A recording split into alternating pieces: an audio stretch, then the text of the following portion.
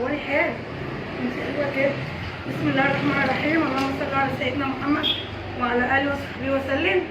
النهارده يا جماعه الخميس، كنت بعمل عرض فيه كل نهار خميس، ويعني الاسعار بتاعنا حلوه برضه، بس السمك غالي. وطبعا دي اللي جايبه لها لحد 30 كيلو كده، فتحه ما شاء الله. دي اللي بتصورني على فكره، دي دكتوره اسنان من تيره، ومديها الفسيخ ده لبابا السعوديه. انت عارف بقى يمين، هبعت لك الفاتح ماشي. الفسيخ بقى عامل زي اللحمه الهند، اللحمه اللباني الصغيره، شايفين عامله ازاي؟ حاجه كده اخر جمال واخر حلاوه، شايفين؟ يعني اطلع لها شريحه سايح، هو بيحبوا دلع. دوقتها كل اللي عندي، والله دوقتها كل اللي عندي. الشريحه طلعت، شايفين؟ حاجه كده بتنزل زي المربى، حاجه مربى كده، قشطه زبادي بالمهلبيه. افتح لكم واحده تانيه اهي، بسم الله ما شاء الله كده على حلاوتها.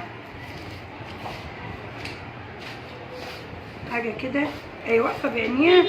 ده كله يا جماعه بيتعمل فريش قدام الزبون.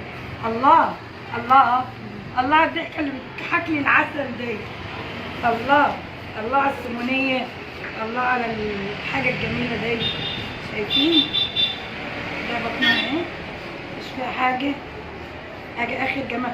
مش هو ده اللون اللي انت بتشوفيه؟ ايوه. اصلهم بيقولوا لي اللون اللي انا بشوفه ده، اللون ده يا جماعه هو اهي ميك اب رباني، حاجه كده من عند الله كده، مش محطوط لها حاجه تانيه.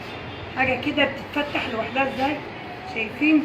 حاجه جميله وحلوه وطعمه وكل حاجه فيها. طبعا ده بقى من ال4 كيلو، فتحت لها واحده لقيتها برضو ممكن نعملها فرصه.